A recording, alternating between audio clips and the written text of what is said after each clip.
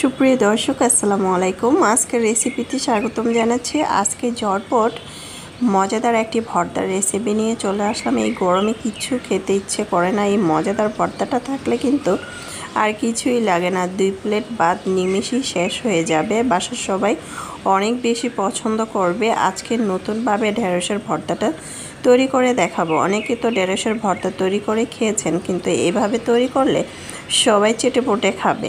প্রথমে আমি ঢেঁড়সগুলো ভালোভাবে ধুয়ে কেটে নিয়েছি। তারপরে এখানে টমেটো নিয়েছি, কাঁচামরিচ কুচি নিয়েছি, তারপরে রসুন নিয়েছি, তারপরে পেঁয়াজ কুচি নিয়েছি।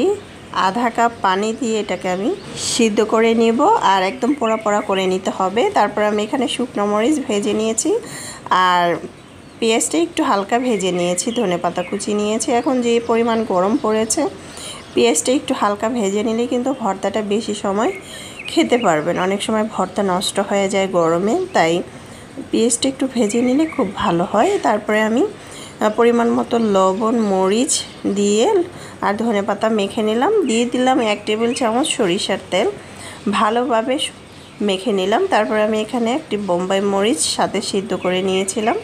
তারপরে সিদ্ধ করা টমেটো আর রসুন পেঁয়াজ কুচি মেখে নিচ্ছি। দেখতে পাচ্ছেন খুব সুন্দরভাবে।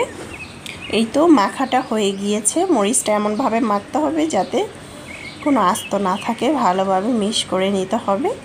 আমার কিন্তু মিক্স করা হয়েছে। এ পর্যায়ে চাইলে কিন্তু এখানে সামান্য বিট লবণ দিতে পারেন, তাহলে ভর্তাটা আরও খেতে বেশি ভালো লাগবে। দেখতে পাচ্ছেন আমি কিভাবে সিদ্ধ করে নিয়েছি, একেবারে যাতে ঢেঁড়সটা পোড়া পোড়া হয়ে যায় এমনভাবে এটাকে সিদ্ধ করে নিতে হবে। এখন হাতের সাহায্যে সুন্দরভাবে কিন্তু এটাকে মেখে নিচ্ছি।